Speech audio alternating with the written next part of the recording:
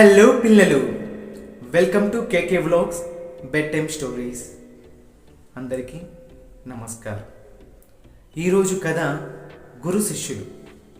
కథలోకి వెళ్ళబోయే ముందు ప్లీజ్ కొత్తగా చూసే వాళ్ళందరూ సబ్స్క్రైబ్ చేసుకోండి, మీ బెల్ ఐకాన్ ఆన్లో పెట్టుకోండి, ఓ చిన్న లైక్ చేయండి, మీకు వీడియో నచ్చితే షేర్ చేయండి.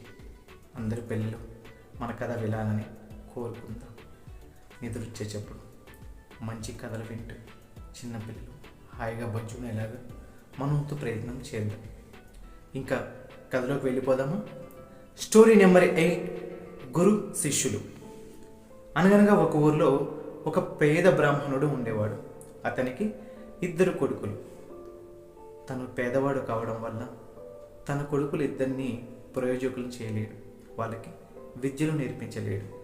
ఆ ఊరికి ఆనుకుని దూరాన ఒక గురుకులం ఉంది. ఆ గురుకులంలో ఉన్న గురువు అన్ని విద్యలు తెలిసినవాడు. ఆ గురువు ఎన్నో విద్యలు తెలిసిన వాడైనా అతను చాలా స్వార్థపరుడు. అతనికి చావు లేకుండా బ్రతికే జీవితం కావాలని, చిరంజీవి అవ్వాలని కోరిక. అందుకోసం ఎంతో సమర్థుడు, తెలివితేటలు గలవాడు, మంచివాడు, మంచి మనసున్నవాడు, విజయమే లక్ష్యంగా బ్రతికేవాడు. అలాంటి వాడు ప్రాణత్యాగం చేస్తే ఆ త్యాగం నుంచి ఆ వరం పొందాలని అతను ఎంతోమంది పిల్లలకి విద్య నేర్పిస్తున్నాడు. కానీ అలాంటి వాడు అతని దగ్గర ఎవ్వరూ లేరు. అలాంటి వ్యక్తి దొరకాలని కోరుకుంటూ వచ్చిన ప్రతి పిల్లలకి విద్య నేర్పిస్తూ ఉన్నాడు. అలా జరుగుతూ ఉండగా ఈ బ్రాహ్మణుడు ఆ గురువు గారి దగ్గరికి వెళ్ళాడు. వెళ్ళి, స్వామి, నేను కటిక పేదవాడి, నేను నా పిల్లకి విద్య నేర్పించలేను. నీవు నా పిల్లలకి విద్య నేర్పించి వాళ్ళని ప్రయోజకులు చేయి స్వామి అని ఆ గురువు గారిని అడిగాడు. అందుకు ఆ స్వార్థపూరితుడైన గురువు, నేను విద్య నేర్పిస్తాను, కానీ నాకు గురుదక్షిణ ఏమిచ్చుకుంటావు అని ఆ గురువు గారు పేదవాడిని అడిగాడు. అందుకు ఆ పేదవాడు, నా 2 కొడుకుల్లో ఒక కొడుకుని మీకు ఇచ్చేస్తాను స్వామి అని చెప్పాడు. అందుకు గురువు సంతోషించి, అలాగే, నేను వీళ్ళకి అన్ని విద్యలు నేర్పించి నీకు కబురు పెడతాను, వచ్చి నీకు నచ్చిన పిల్లవాడిని తీసుకువెళ్ళమని ఆ బ్రాహ్మణుడు చెప్పాడు. బ్రాహ్మణుడు వెళ్ళిపోయాడు. గురువు గారు 2 పిల్లలకి విద్య నేర్పించడం మొదలుపెట్టాడు. కానీ పెద్దవాడు కొంచెం తెలివి మందం కలవాడు, విద్యలు నేర్చుకునే అర్హత లేనివాడు, విద్య మీద దృష్టి చేయలేనివాడు. చిన్నవాడు చాలా చురుకైనవాడు, సమర్థుడు, విద్య మీద పట్టున్నవాడు. అతను ఏకసంతాగ్రహి. గురువుగారు దాన్ని గమనించి ఆ చిన్నవాడికి అన్ని విద్యలు నేర్పించడం మొదలుపెట్టాడు. గజకర్ణ, గోకర్ణ, జలస్తంభన, వాయుస్తంభన, అగ్నిస్తంభన, మాయ, రూపధారణ అన్ని విద్యలు నేర్పించి పెద్దవాడిని చేశాడు. చిన్నవాడు గురువుగారి దొంగబుద్ధిని గ్రహిస్తూనే ఉన్నాడు. పెద్దవాళ్ళు అయ్యారు కనుక బ్రాహ్మణుడు పిలిచి ఎవరో ఒక పిల్లవాడిని ఎంపిక చేసుకుని రోజు రానే వచ్చింది. కానీ ఆ గురువుగారు ఎంతో స్వార్థంగా పెద్దవాడిని నీట్గా ముస్తాబు చేసి వాళ్ళ తండ్రికి ఇతను అన్ని విద్యలు నేర్చుకున్న సకల కళా వల్లభుడు, ఎంతో ప్రయోజకుడైనాడు అని చూపించి పెద్దవాడిని తండ్రికి ఇచ్చి చిన్నవాడిని తన దగ్గరే ఉంచుకోవాలని ఎంతో దూరాలోచన చేశాడు. బ్రాహ్మణుడికి కబురు పెట్టాడు. కబురు పెట్టి పెద్దవాడిని గురుకులంలోనే ఉండమని చెప్పి చిన్నవాడిని కట్లు కొట్టుకురమ్మని అడవికి పంపించాడు. చిన్నవాడు చిన్న పక్షిగా మారి తన తండ్రి దగ్గరికి వెళ్ళి, నాన్న, నేను నీ చిన్న కొడుకుని, గురువుగారు స్వార్థంగా నన్ను తన దగ్గర ఉంచుకొని చదువు సంజయ్ లేని పెద్దవాడిని నీకు అప్పగించాలని ఎంతో దుర్బుద్ధితో ఆలోచన చేస్తున్నాడు, నీవు నన్నే కోరుకు అని చెప్పి వెళ్ళిపోయాడు. బ్రాహ్మణుడు గురువుగారి దగ్గరికి వెళ్ళాడు. గురువుగారు బ్రాహ్మణుడిని, అహో బ్రాహ్మణ, నీ పిల్లలిద్దరిని ఎంతో ప్రయోజకులు చేశాను, కానీ చిన్నవాడు మూర్ఖుడు, తనకి చదువు సంధ్యలు అప్పలేడు. పెద్దవాడు ఎంతో ప్రయోజకుడు, వీరాది వీరుడు, ధీరాది ధీరుడు, సూరాది సూర్యుడు అని పెద్దవాడు గురించి చెప్పాడు. ఈ 2 పిల్లల్లో నీకెవరు కావాలో ఎంచుకో, నీకు నచ్చిన వాళ్ళని తీసుకుపో అన్నాడు ఆ గురువు. వెంటనే ఆ బ్రాహ్మణుడు స్వామి, పెద్దవాడిని ఎంతో ప్రయోజకుని చేశావు. ఇలాంటి వాడు నీ దగ్గర ఉంటే తను ఇంకా ప్రయోజకుడు అవుతాడు. చిన్నవాడు ఎలాంటి విద్య అప్పలేదు, వాడిని నేను తీసుకువెళ్తాను. అలాంటి వాడు నీ దగ్గర ఉన్న ప్రయోజనం ఉండదని చెప్పి చిన్నవాడు రాగానే చిన్నవాడిని తీసుకొని బ్రాహ్మణుడు వెళ్ళిపోయాడు. తన శిష్యుడే ఇదంతా చేశాడని గ్రహించిన ఆ గురువు శిష్యుడి మీద పగ పెంచుకున్నాడు. ఆ పగ తీర్చుకోవడం కోసం ఎదురు చూస్తూ ఉన్నాడు. ఇది ఇలా ఉండగా చిన్న కొడుకు తండ్రి దగ్గర హాయిగా ఉన్నాడు. నాన్న, మనం బ్రతకాలంటే మనకి ధనం కావాలి. అందుకు నేను ప్రయోజకుడయ్యాను కనుక నేను కష్టపడతాను.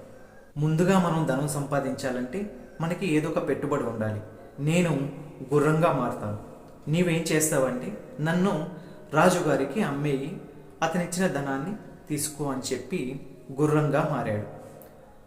తన తండ్రి ఆ గుర్రాన్ని వెంట పెట్టుకొని రాజుగారి దగ్గరికి వెళ్ళి, స్వామి, ఇది యవ్వనాశ్వం, ఇది ఎంతో వేగవంతమైంది, దీనికి సరైన ధర చూపించి కొనుక్కోండి స్వామి అని ఆ గుర్రాన్ని అప్పచెప్పాడు. రాజు 1000 వరహాలకు ఆ గుర్రాన్ని కొనుక్కొని తన గుర్రం సావిట్లో పెట్టుకున్నాడు. దూరదృష్టితో గమనిస్తున్న గురువు ఇదే అదునుగా భావించి రాజు దగ్గరికి వచ్చాడు.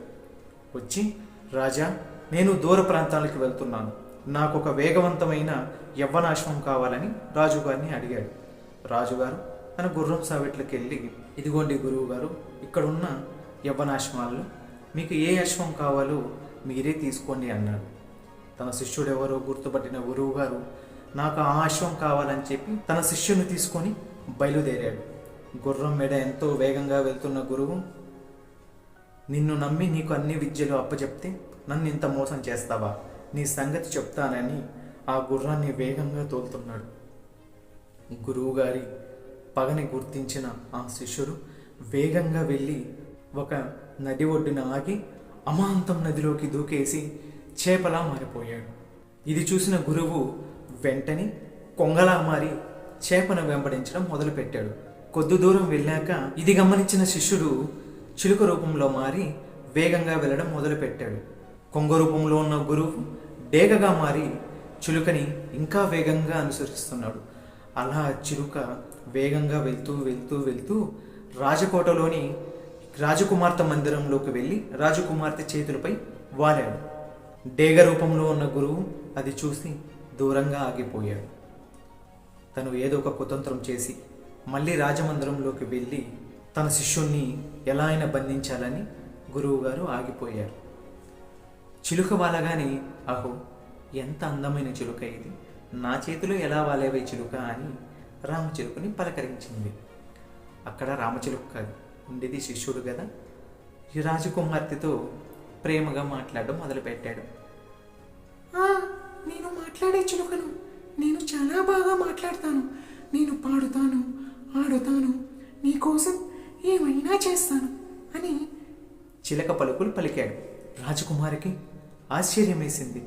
అరే, ఇది మాట్లాడే చిలుక అని తన దగ్గరికి పెట్టుకొని దానికి జామ పండ్లు తినిపిస్తూ ముద్దు చేస్తూ ఉంది. ఇలా రోజులు గడిచిపోయాయి. చిలుకకి యువరానికి మంచి స్నేహం ఎదురైంది. ఒకనాడు అర్ధరాత్రి వేళ రామచిలుక రూపంలో ఉన్న శిష్యుడు యథారూపంలో మారి యువరానికి పరిచయం అయ్యాడు.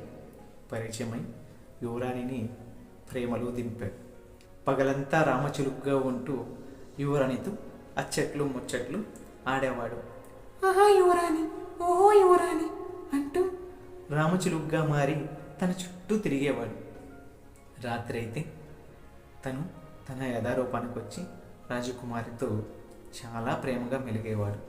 ఇది అంతా గమనిస్తున్న గురువుగారు ఇంకా ఉపేక్షించేది లేదు అని భావించి రాజు దగ్గరికి వచ్చి, రాజా, నేను పెంచుకుంటున్న మంత్రాలు చిలుక నీ కూతురు దగ్గరికి చేరింది, ఎంతకీ రానంటుంది.